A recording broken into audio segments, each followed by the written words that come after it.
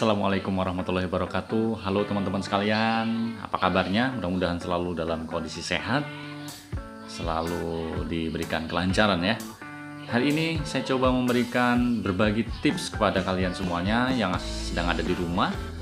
Mungkin karena liburan, karena kondisi pandemi yang sekarang ini, jadinya kita biar nggak bosen, tetap tinggal di rumah untuk menjaga kesehatan kita. Kadang kita bosen, mau kemana nih, gak bisa keluar kemana-mana karena ada pandemi yang masih ada di sekitaran kita. Tetap waspada, kalau nggak penting-penting banget nggak usah keluar. Makanya ada tips gimana biar kita nggak bosen diam di rumah. Apa aja? Yuk kita lihat. Oke, tips yang pertama adalah diam di rumah itu nggak bosenin kalau kita ada aktivitas rutin. Aktivitas pertama kita bisa coba ambil misalnya baca buku.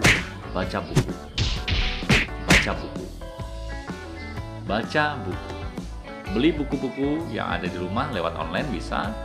Buku-buku yang menarik, coba baca buku biar kita dapat manfaat dari baca buku itu.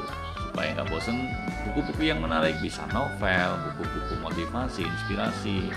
Kalau kita muslim, tentu saja kita wajib baca Quran, lebih-lebih ini bulan Ramadan.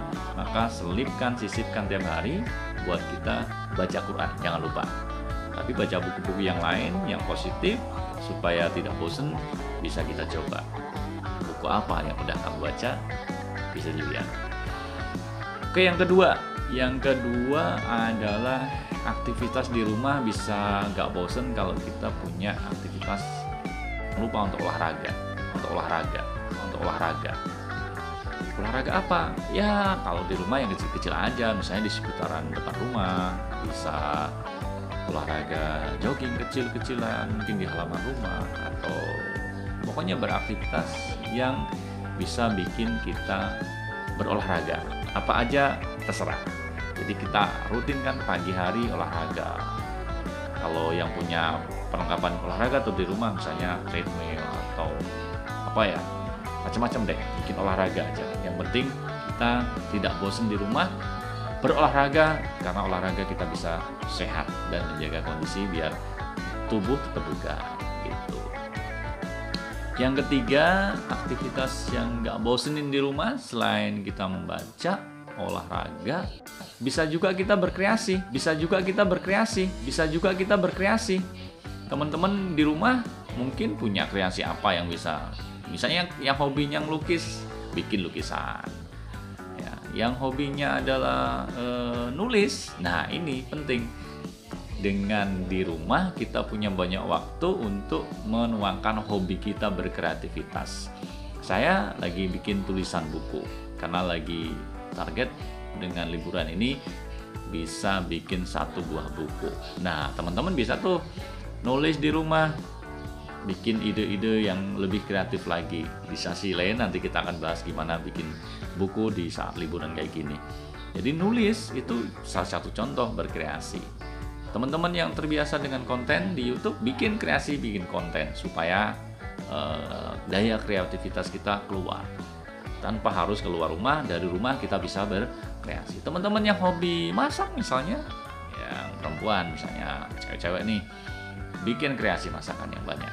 Nah ini lebih keren lagi kalau menjelang berbuka kita bisa coba berbagai menu. Nah, cari di mana, banyak menu-menu yang beredar di YouTube. Maka jangan bosen, tetap berkreasi dengan berbagai macam kreativitas kita. Oke, tadi baca buku, berolahraga, berkreasi, bikin karya.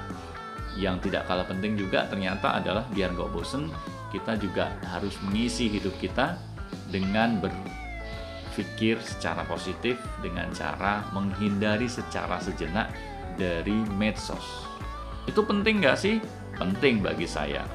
Karena saat kondisi pandemi kayak gini, informasi berseliweran kemana-mana. Sementara kita mendapatkan info belum tentu ada kebenarannya tentang pandemi, tentang kesehatan, tentang isu penyakit ini. Boleh saja sekedar informasi, tapi kalau terus bertubi-tubi, maka daya pikiran kita menjadi khawatir. Jangan-jangan ini, jangan-jangan itu. Maka ada waktu sejenak untuk kita menjauh dari media sosial, menjauh dari gadget.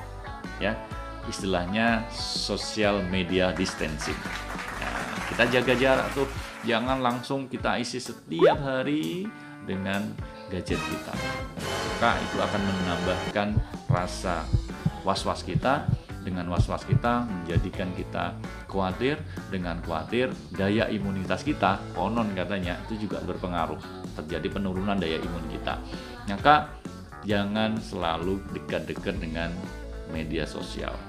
Maka menyibukkan diri tadi dengan berbagai macam aktivitas itu bagian dari langkah kita untuk tidak terlalu aktif di dalam medsos. Sesekali untuk membaca, mencari informasi, browsing boleh, berkomunikasi boleh. Nah, itu yang penting. Berikutnya, selain menjaga diri dari aktivitas medsos tidak terlalu sering, maka yang tidak kalah penting adalah istirahat yang cukup. Istirahat yang cukup. Istirahat yang cukup. Maksudnya apa? Dalam tubuh kita itu punya hak untuk istirahat.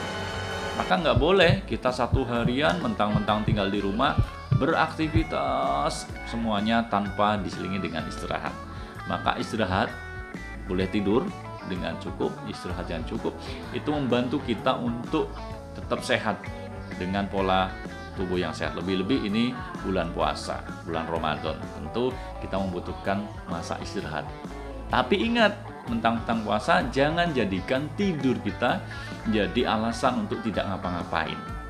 Ingat ya, jangan jadikan tidur itu menjadi alasan, atau jangan jadikan puasa itu jadi alasan buat kita tidur. Katanya tidurnya orang puasa dinilai ibadah. Nggak bener ya, nggak bener.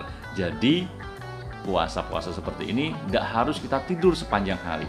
Lakukan berbagai macam aktivitas yang positif buat kalian supaya nggak gabut, nggak bosen. Apa tadi? Udah kita jelasin, membaca, membuat kreasi, berolahraga, kemudian selalu berpikir positif untuk menjauhi media sosial, tidak terlalu sering, kemudian istirahat yang cukup.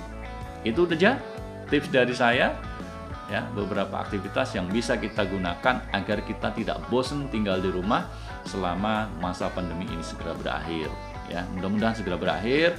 Pasca Ramadan kita bisa melaksanakan acara di luar dengan seperti biasa, normal kehidupan kita kembali.